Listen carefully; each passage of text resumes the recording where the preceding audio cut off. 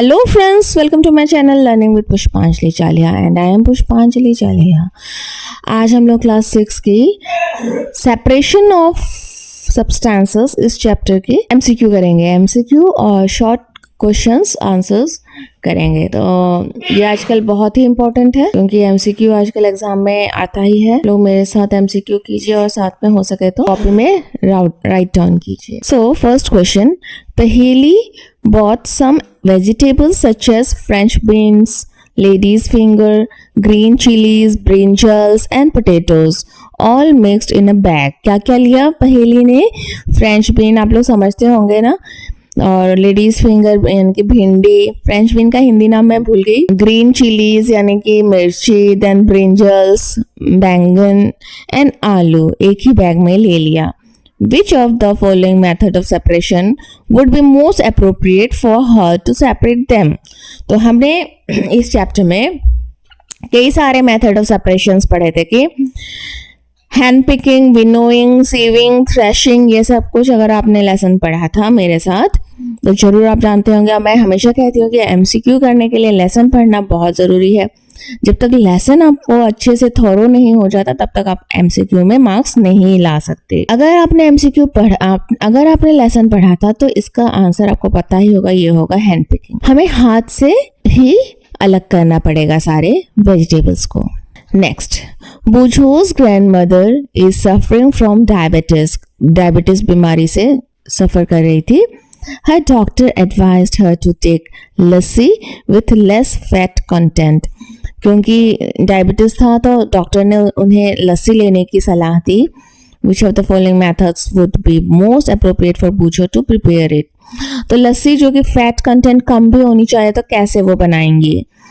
Filtration, डिकंटेशन, churning या winnowing? लस्सी दूध को चर्निंग करके बनती है। दूध को जो फेंटा जाता है उसे चर्निंग कहा जाता है। एक्सप्लेनेशन में बता देती हूँ। Churning is the process of shaking up cream or whole milk to make butter. पूरी दूध को हम चर्निंग करके यानी कि जो मथने का काम होता है उससे क्या करते हैं कि बटर अलग करते हैं दूध से। And various forms of butter churn have been used for this purpose. इसमें इस प्रोसेस में छाछ बनती है, बटर बनता है, मीन्स वेरियस एक एक स्टेप में अलग अलग प्रोडक्ट्स निकलता है। The churning process is used to separate the butter from the milk. Moving the milk or curd continuously with skimmers produces butter. अगर continuously उसे हम लोग शेक करते ही रहे तो वो बटर निकलता है। This process is called churning. So the churning method would be most appropriate for Bujo to prepare लस्सी बनाने के लिए churning method most appropriate है। Question number 3. Which of the following mixtures would you be able to separate using the method of filtration? Which of the following mixtures would you be able to separate? Means कुछ mixtures के बारे में बताया तो कौन से method से आप इसे separate करेंगे? Oil in water, cornflakes in milk, salt in water, sugar in milk। तो filtration process से आप कौन सा अलग कर पाएंगे? Cornflakes in milk. अगर हम मिल्क को अलग से ऐसे कोई भी सीविंग के थ्रू हम लोग अगर इसे अलग करते हैं, मिल्क को निकाल देते हैं तो कॉर्नफ्लेक्स उसमें बच जाएगी। Question number 4, which amongst the following methods would be most appropriate to separate grains from bundles of stalks? जो धान है, गेहूं है, जब काट के लाते हैं तो उसमें एक स्टॉक लगा रहता है, उसे स्टॉक कहा जाता है जिसमें लगा रहता है। और उससे कैसे हम लोग फिर गेहूं हो या धान हो उसे निकालते हैं तो उसे इस प्रोसेस को थ्रेशिंग कहते हैं। Threshing is the process to separate grains from bundles of stalks. Threshing जो है is the operation of separating the grains from the plants. These operations may be carried out in the field or on the threshing floor by hand or with the help of animals। So machine, हमने पहले देखा था कि बैल को धान के stock के साथ जब लगा रहता है तो चारों ओर घुमाते रहते और धान के स्टॉक्स को अलग कर देते हैं तो नीचे हमें पूरा धान मिल जाता है, तो वही प्रोसेस जो है वो थ्रेशिंग कहा जाता है। Now number 5, 4 mixtures are given below. 4 mixtures दिए गए हैं, kidney beans and chick peas. Kidney beans और चिक पीस के मिक्सचर है एक, पल्स एंड राइस। पल्स यानी कि कोई भी दाल और राइस यानी कि चावल की मिक्सचर बन गई है। राइस फ्लेक्स एंड कॉर्न यानी कि चिरुआ और कॉर्न की। Potato wafers and biscuit. Potato wafers यानी कि पोटैटो के चिप्स और बिस्किट का mixture. Which of this can be separated by the method of winnowing. पहले आपको विनोइंग का प्रोसेस कौन सा है ये जानना है। Winnowing is a process to blow through grain in order to remove its outer covering. हाँ, जब ऐसे हम हवा में ऐसे छोड़ते हैं ऊपर से, तो क्या होता है कि धान का ऊपर का छिलका निकल जाता है और जो हैवी पार्ट होगा वो नीचे आ जाएगा एक ही जगह में।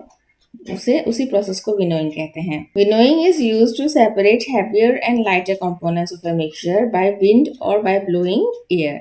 This process is used by farmers to separate lighter husk particles from heavier seeds or grain. तो मैंने वही बताया। तो इसमें 4 मिक्सचर्स दिए हैं, इनमें से कौन सा मिक्सचर विनोइंग के द्वारा हम अलग कर सकते हैं? ये दोनों। राइस फ्लेक्स जो है वो हल्का होगा, कॉर्न यानी कि भुट्टे के बीज जो है वो हैवी होंगे। तो जब हम विनोइंग का प्रोसेस करेंगे तो हमें हमारा राइस फ्लेक्स थोड़ा सा दूर जाके उड़ के जाएगा और कॉर्न जो है बिल्कुल नीचे ही जमा हो जाएगा। तो विनोइंग से हम लोग राइस फ्लेक्स एंड कॉर्न को कर सकते हैं। और पोटैटो वेफर्स एंड बिस्किट्स। अब बिस्किट्स जो हैवी है, पोटैटो वेफर्स जो है वो पतले हैं। तो विनोइंग जब हम करेंगे तो क्या होगा कि बिस्किट्स नीचे आ जाएगा हमारे पास और जो पोटैटो वेफर्स है वो थोड़ा दूर जाके यहाँ पे जमा हो जाएगा। तो दोनों ही अलग हो जाएंगे। Now question number 6, while preparing chapatis, Paheli found that the flour to be used was mixed with wheat grains. चपाती जब बनाने के लिए जाती है पहेली, तो उसने देखा कि जो आटा है, फ्लावर यानी कि आटा है, वो व्हीट ग्रेन्स के साथ मिक्स हो चुका है। आटे के साथ गेहूं भी मिक्स है। Which out of the following is the most suitable method to separate the grains from the flour? और उस समय हम लोग कौन सा प्रोसेस को यूज करेंगे इस पाउडर को ग्रेन से अलग करने के लिए? तो आंसर है सीविंग। सीविंग का प्रोसेस जो है आप लोगों ने घर में सबने देखा है, जब मम्मी आपकी छलनी लेकर छान लेती है अपने आटा को। Sieving is a simple method of separating particles of varying size. A sieve, like used to shift meal, has very small holes. Coarse particles are separated or broken up by grinding against each other and the openings on the screen. तो sieving से हम लोग क्या fine particles को बिगर particle से अलग कर सकते हैं। मीन्स घर में अगर हम लोग करें तो वो छन्नी जो होती है उसी से हम कर सकते हैं। Question number 7, you might have observed the preparation of ghee from butter and cream at home. Which methods can be used to separate ghee from residue? Ghee ऐसे अब निकालते हैं, इवापोरेशन, डिकंटेशन, फिल्ट्रेशन या चर्निंग। कौन से मेथड से हम घी को निकालते हैं? इसके लिए हम डिकंटेशन एंड फिल्ट्रेशन यूज करेंगे, क्योंकि बटर में से क्रीम को अलग करना है। For the separation of mixture of immiscible liquids or of a liquid and a solid mixture such as suspension. Or we can say that to separate two liquids with different densities, use decantation. The mixture, if composed of two different materials of different states, that is ghee is liquid and the residue is solid. घी जो है वो liquid state में रहेगा और residue इसका जो है solid state में रहेगा। Thus, these two methods would be most appropriate. Which are the method? Decantation and filtration. पहले आपने अगर घी बनाते हुए देखा है तो what is ghee? Ghee is a type of clarified butter made by simmering butter until the milk solid separate from the solid portion will be separate and it will become liquid. हमें गर्म करते हैं घी जब butter को और उसमें से जो लिक्विड पोर्शन निकलता है उसे अलग करते हैं तो वही घी बनता है। बटर को गर्म करते हैं, मेल्ट करते हैं तो घी बनता है। और you just leave butter on a medium low stove for 10 minutes until you see golden bits on the base of the pan which are the milk solids, and this means it's done. the water has evaporated and the dairy has solidified which will be strained out. Means जो इसमें जो water का portion होता है वो evaporate हो जाएगा और जो नीचे बच जाएगा वो सॉलिड पोर्शन वो बटर हो जाएगा. के घर में बटर और घी बनाया जाता है उसे उन्हें अच्छे से पता होगा. In an activity, a teacher dissolved a small amount of solid copper sulfate in a tumbler half filled with water. Which method would you use to get back solid copper sulfate from the solution? एक activity में teacher क्या कहता है कि small amount of solid copper sulphate को पानी में डाल देते हैं. अब सॉलिड कॉपर सल्फेट को फिर पानी से अलग करने के लिए हमें क्या करना पड़ेगा? हमें वाटर को इवापोरेट कर देना पड़ेगा. गर्म करके हम लोग वाटर को बिल्कुल इवापोरेट करेंगे तो हमें फिर से सॉलिड कॉपर सल्फेट मिल सकता है. क्योंकि हमें पता है कि evaporation is used to separate a soluble solid from a liquid. Evaporation से हम लोगों ने नमक को भी निकाला था, तो जो कि एकदम जो पानी के साथ घुल जाता है, सॉल्युबल होता है, उसे हम लोग इवापोरेशन से अलग करते हैं.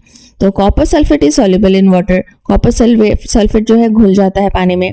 It's crystals dissolve in water to form the copper sulfate solution. During evaporation, the water evaporates away, leaving solid copper sulfate crystals behind. और इवापोरेशन में क्या होगा कि वाटर जो है वो इवापोरेट हो जाएगा, भाप बन के निकल जाएगा और जो कॉपर सल्फेट के क्रिस्टल्स है वो वहीं पे रह जाएंगे नीचे. Question number 9. During summer, Bujo carries water in a transparent plastic bottle to his school. One day he left his bottle in the school. The bottle still had some water left in it. The following day, he observed some water droplets on the inner surface of the empty portion of the bottle. These droplets of water were formed due to. अब आपने question समझ लिया होगा कि बूझो जो है अपना पानी का बॉटल जो कि ट्रांसपेरेंट प्लास्टिक बॉटल थी स्कूल में ही भूल जाता है. तो नेक्स्ट डे जब वो जाता है तो उसे क्या दिखता है कि जो पानी का बॉटल में जहाँ तक पानी का लेवल है उसके ऊपर कुछ वाटर ड्रॉपलेट्स बन गए थे, वेपर जैसे. ठीक है, किस लिए कुछ वाटर ड्रॉपलेट्स वहां दिख रहे थे? इवापोरेशन एंड कंडेंसेशन का जो प्रोसेस है उस बॉटल में हुआ था एक्चुअली. हाँ, due to evaporation and condensation process.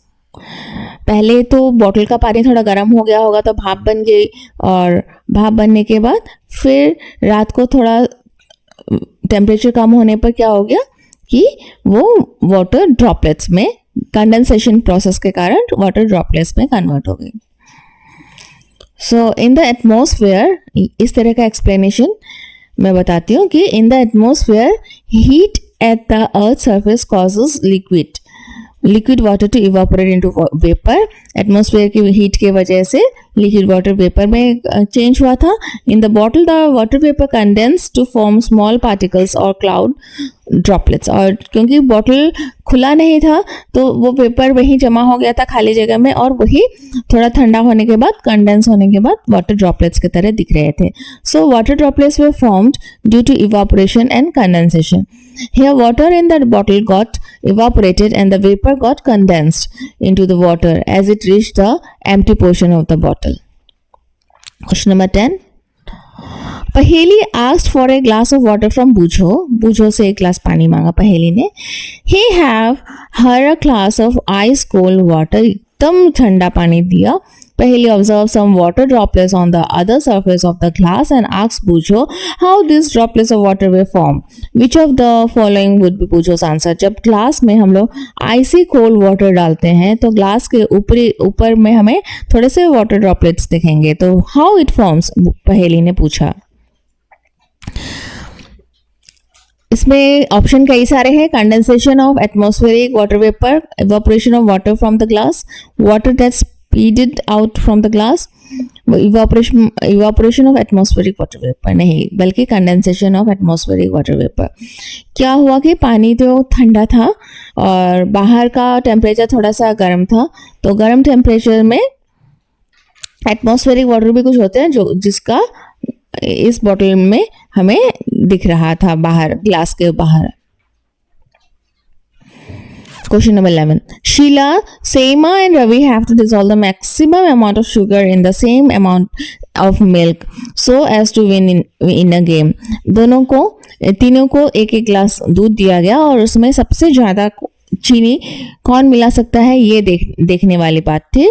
तो Ravi took hot boiling milk while Seema took icy cold milk and Sheila managed to get milk at room temperature. Who do you think would win the game and why?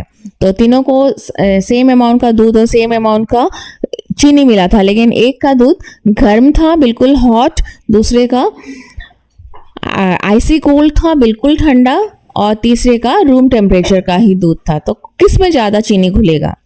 आपको भी पता है कि hot milk में हम लोग ज़्यादा चीनी घोल पाएंगे. The solubility of the solid solute increases with increasing the temperature of the solution. हमें पता है कि सॉल्युबिलिटी जो है वो इंक्रीज होती है with the increasing of solution temperature को इंक्रीज करने के साथ साथ उसकी सॉल्युबिलिटी पावर भी इंक्रीज हो जाती है. Therefore if the temperature of the milk is increase, the sugar will be dissolved easily. Thus, since Ravi takes boiling milk, the chance of winning is an or for Ravi. तो रवि के लिए ही chance ज़्यादा हो जाते हैं क्योंकि उसने hot milk लिया था. Now question number 12. Small pieces of stone can be removed from rice by. ये तो हैंड पिकिंग ही करनी पड़ेगी. घर में भी आपने देखा होगा कि अगर राइस में स्टोन रहता है तो हैंड पिकिंग ही करनी पड़ेगी. दूसरे प्रोसेस से ये नहीं निकाल सकते. Dash are obtain from stalks by threshing grains. Grains जो होती है थ्रेशिंग प्रोसेस के द्वारा ही जोर जोर से हम लोग मार सकते हैं स्टॉक्स को पकड़ के, या फिर कोई एनिमल को इसके ऊपर घुमा सकते हैं. इस तरह इसी प्रोसेस को ही थ्रेशिंग कहते हैं और ग्रेन्स को हम इसी प्रोसेस से निकालते हैं. Husk from wheat flour is generally removed by. Husk जो है व्हीट का जो छिलका है उसे सीविंग के थ्रू हम लोग निकालते हैं. इस तरह की एक बड़ी सी छन्नी होती है. घर में हम लोग छोटी सी छन्नी लेते हैं, लेकिन जब हम लोग फील्ड में काम करते हैं तो बड़ी छन्नी बनता है और इसके ऊपर हम लोग गेहूं को डाल के इसमें से सीव करके नीचे हस निकल जाता है और ऊपर यहाँ साइड में गेहूं जमा हो जाएगा. So this process is sieving. Question 12. The process of settling of heavy materials at the bottom is called sedimentation. तो जो सेडिमेंटेशन होता है उसमें क्या होता है कि जो हैवी मटेरियल है वो नीचे बैठ जाएगा और ऊपर जो लाइट है वो आ जाएगा. Filtration is helpful in separating an insoluble dash from a dash, insoluble solid from a liquid. Filtration से हम लोग इनसॉल्युबल सॉलिड जो होते हैं उसे लिक्विड से अलग कर सकते हैं. जैसे कि दूध और कॉर्नफ्लेक्स का मैंने बताया था. दूध को अगर अलग करते हैं तो कॉर्नफ्लेक्स बच जाती है. Mixture of oil and water can be separated bye filtration. अब तेल और पानी अगर मिक्स हो गया है तो उसे फिल्ट्रेशन प्रोसेस के थ्रू हम लोग अलग कर सकते हैं या नहीं. ये ट्रू एंड फॉल्स में आपको जवाब देना है. ये फॉल्स है. हम लोग इसे फिल्ट्रेशन प्रोसेस से नहीं अलग कर सकते. A mixture of oil and water can be separated with the help of a funnel. funnel के थ्रू पहले हम लोग ऑयल, अगर हम लोग ऐसे टेढ़ा करके डालते हैं तो पानी नीचे रह जाएगा, ऑयल ऊपर को आ जाएगा और हम लोग इस फनल में डाल देंगे तो तेल अलग हो सकता है. Question number 13. Water can be separated from salt by evaporation. क्या पानी में अगर नमक घुला हो तो इवापोरेशन प्रोसेस से हम लोग सॉल्ट को अलग कर सकते हैं? हाँ, हम लोग इसी प्रोसेस से हम लोग सॉल्ट को अलग करते हैं. तो true. A mixture of wheat grains and wheat flour can be separated by sieving. Sieving जो होता है मैंने छन्नी का दिखाया था, बड़ा वाला छन्नी से जब करते हैं तो जब व्हीट ग्रेन और व्हीट फ्लोर होगा उसे हम लोग अलग कैसे करेंगे? जब हम लोग आटा को चक्की में अगर पीसे तो भी उसके बाद उसमें थोड़ा सा व्हीट की ग्रेन्स भी मिक्स हमें मिलेगा तो उसे हम लोग सीविंग के द्वारा ही अलग करते हैं. Mixture of iron filings and rice flour can be separated bye a magnet. Iron अगर हमारे राइस फ्लोर यानी कि चावल की जो पाउडर होगा उसमें अगर आयरन फीलिंग्स आ जाती है, लोहे का कुछ टुकड़े या फिर नेल्स वगैरह आ जाते हैं तो हम लोग उसको मैग्नेट से अलग कर सकते हैं. हाँ, कर सकते हैं. Yes, we can do. जब मैग्नेट को हम लोग चावल के फ्लोर के पास लाएंगे तो जितने भी आयरन फिलिंग्स होंगे वो मैग्नेट में अटैच हो जाएगा। Question number 13, mixture of wheat grains and rice flakes can be separated by winnowing. Wheat grain और राइस फ्लेक्स को हम लोग विनोइंग के द्वारा अलग कर सकते हैं। यस, विनोइंग मैंने बताया था कि हवा हम लोग क्या करेंगे कि अगर व्हीट ग्रेन में राइस फ्लेक्स यानी कि चिड़वा मिक्स हो गया है तो हम लोग ऊपर से छानेंगे, ऊपर से जब गिराएंगे तो हवा के द्वारा वो जो हल्का पार्टिकल्स होगा वो अलग हो जाएगा और जो हैवी पार्टिकल्स होगा वो अलग हो जाएगा।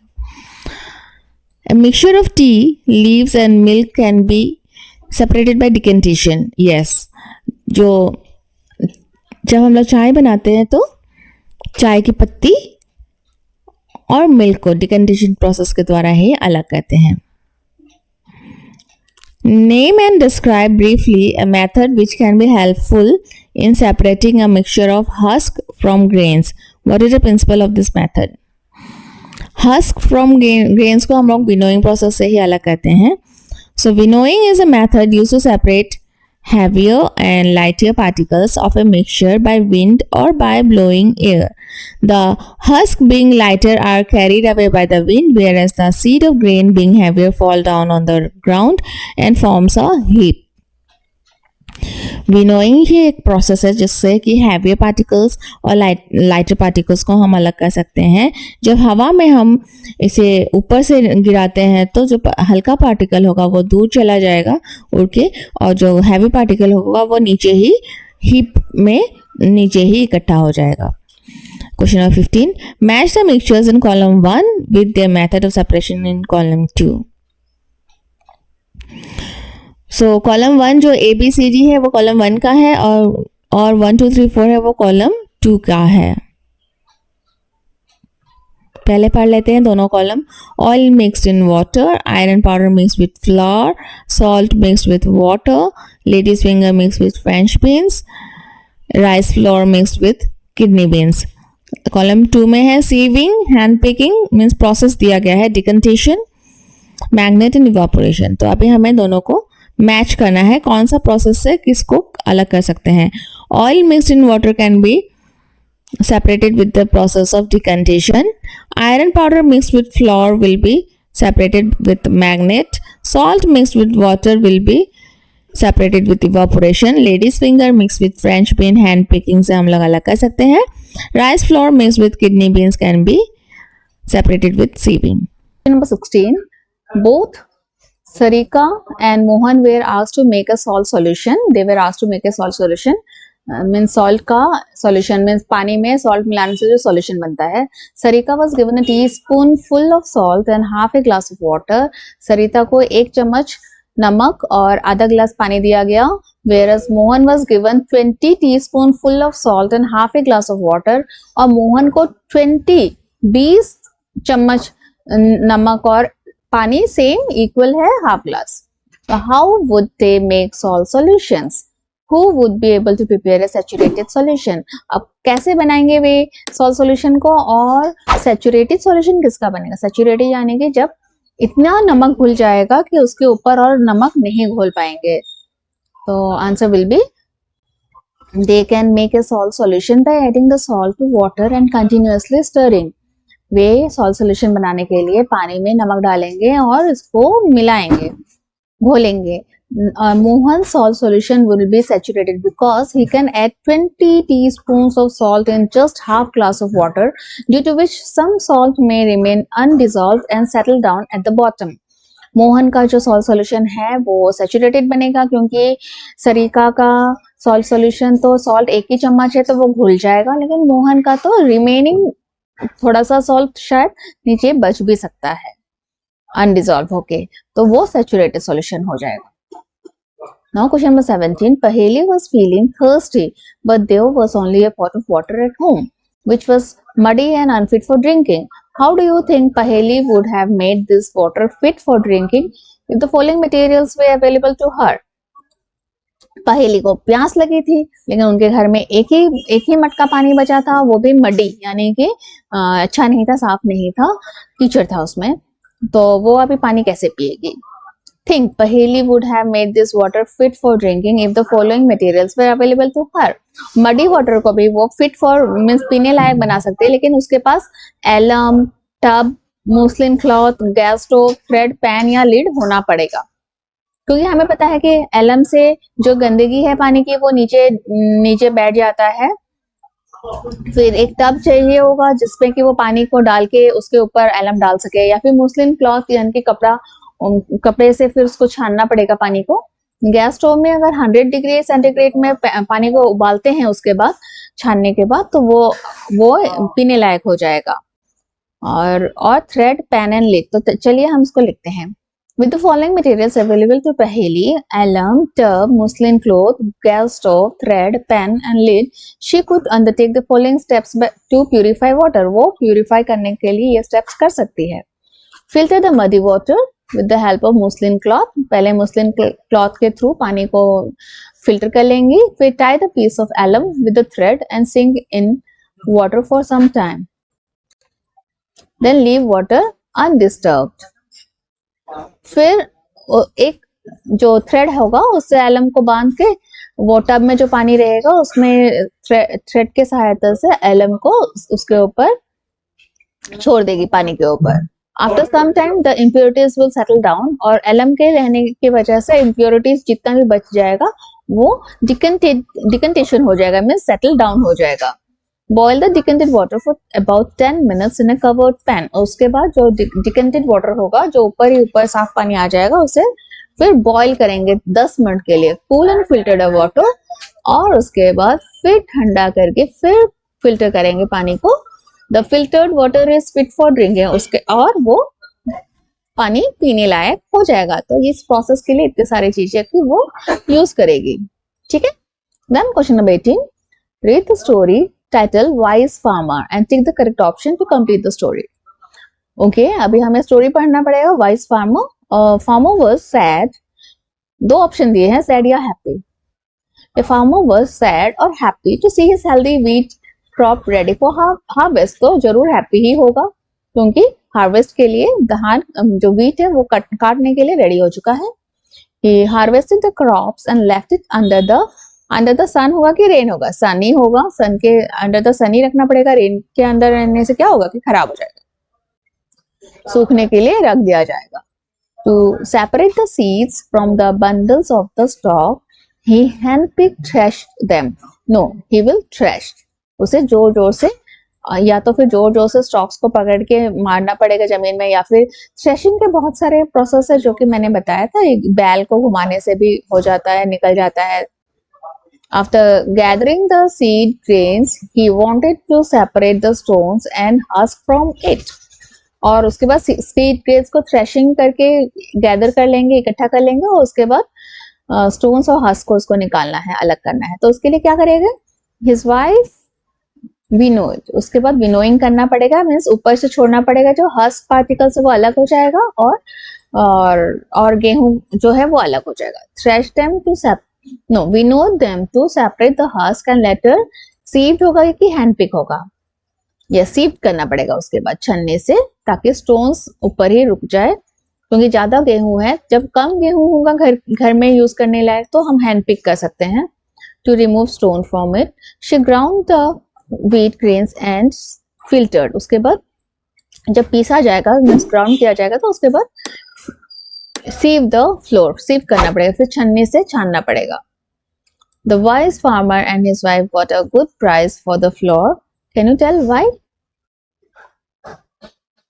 The wise farmer and his wife got a good price for the flour because they used appropriate methods to get a good quality of flour. क्योंकि उन्होंने बहुत ही अच्छे से फ्लोर को व्हीट से निकाला है। Question number 19. You are provided with a mixture of salt, sand, oil and water. आपको salt, sand, oil और water का एक मिक्सचर प्रोवाइड किया गया है। Write the steps involved for the separation of salt, sand and oil from the mixture by giving an activity along with the diagram. तो diagram जो है वो आपको मैं अलग से दे दूंगी। हम पहले सॉल्यूशन कर लेते हैं। Mixture of salt, sand, oil and water can be separated by the following steps. ये रहा step. Dicken the oil from the mixture which is floating, oil is separated. हम लोग क्या करेंगे कि इसमें ऑयल जो है फ्लोट कर रहा होगा उसे हम थोड़ा सा टेढ़ा करके ऑयल को अलग निकाल देंगे. Then filter the mixture, हम फिर उस मिक्सचर को फिल्टर करेंगे. फिल्टर पेपर से कर सकते हैं या फिर मुस्लिन क्लॉथ से. Sand will be separated and the filtrate contains a salt solution. अब sand भी अलग हो गया है, सिर्फ salt solution ही बच गया है. Sand is separated by the process of filtration. On heating, the salt can be separated from the water by the process of evaporation. और फिर इसको गर्म करके पानी जो है वो evaporate हो जाएगा और salt जो है वो नीचे बच जाएगा. तो हम लोग salt को इसी तरह से extract कर सकते हैं. Question number 20. Mixture of iron nails, salt, oil and water is provided to you. एक मिक्सचर अभी दिया जा रहा है क्या क्या? नेल, कील, नमक, तेल और पानी. Give the stepwise method to separate each component from the mixture. तो इस तरह का आपको एग्जाम में आएगा जिसको आपको आंसर इसी तरह से लिखना है stepwise. In a mixture of iron, nails, salt, oil and water, oil being less dense than water floats at the top. तो ऑयल जो है वो फ्लोट करेगा. Iron nails being heavier settle down at the bottom. Iron nail heavy होने के कारण से नीचे ही रहेगा. एंड सॉल्ट डिसॉल्विंग वाटर, और पानी के साथ घुला हुआ रहेगा क्या? नमक. तो iron nails can be separated by hand picking और यूजिंग ए मैग्नेट. हम हाथ से निकाल सकते हैं या फिर मैग्नेट के यूज करके भी निकाल सकते हैं आयरन नेल्स को. We need to use decantation to separate the layer of oil from the same. Decantation process से हम लोग ऑयल का लेयर को अलग निकाल देंगे. The water can be evaporated to obtain the crystals of soil. और पानी को हम लोग इवापोरेट करेंगे नमक मिलने के लिए, और क्रिस्टल्स ऑफ सॉइल जो है वो हमें मिल जाएगा एट लास्ट, जब पानी इवापोरेट होके उड़ जाएगा. तो ये रहा आपका एमसीक्यू एंड शॉर्ट आंसर्स. इस तरह के क्वेश्चन आंसर्स आपको करने से एग्जाम में लिखने के लिए कोई भी प्रॉब्लम नहीं रहेगा. Thank you. आप लोग मेरे साथ बने रहिए. अगर वीडियो अच्छा लगे तो लाइक जरूर कीजिए, कमेंट भी कीजिएगा कैसा लग रहा है, और अपने दोस्तों के साथ शेयर भी कर सकते हैं.